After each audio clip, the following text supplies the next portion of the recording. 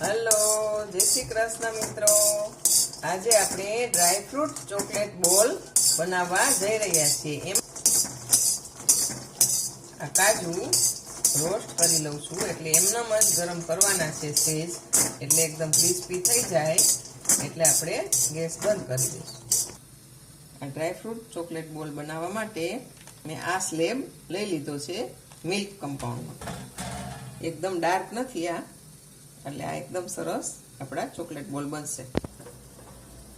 આ રીતે નીચે પાણી મૂકી અને આપણે આ ચોકલેટ સ્લેબને ગરમ કરી લેશું. આ રીતે તપેલામાં પાણી મૂકી અને આ રીતે ચોકલેટ સ્લેબને આપણે ઓગાળી લેશું. આ આપણે બદામ અને કાજુ બંને રોસ્ટ કરી અને આ રીતે મિક્સચરમાં ક્રશ કરી લેશું. ઝીણો પાવડર નહીં થઈ જાય.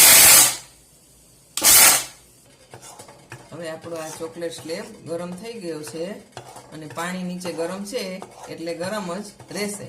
હવે આની અંદર આપણે ડ્રાય ફ્રૂટ જે બદામ અને કાજુ છે એ આપણે આની અંદર નાખી દઈશું. આપણે એક વાટકો સ્લેબ લીધો તો એની અંદર એક વાટકો કાજુ, એક વાટકો બદામ અને હવે જેટલું એની અંદર સમાય એટલું આપણે ટોપરાનું ખમણ એડ કરીશું.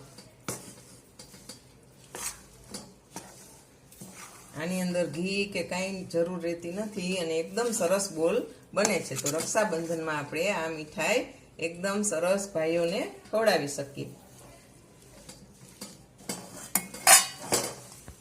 તો આપણી આ યુનિક મીઠાઈ, આ ચોકલેટ બોલ રેડી છે.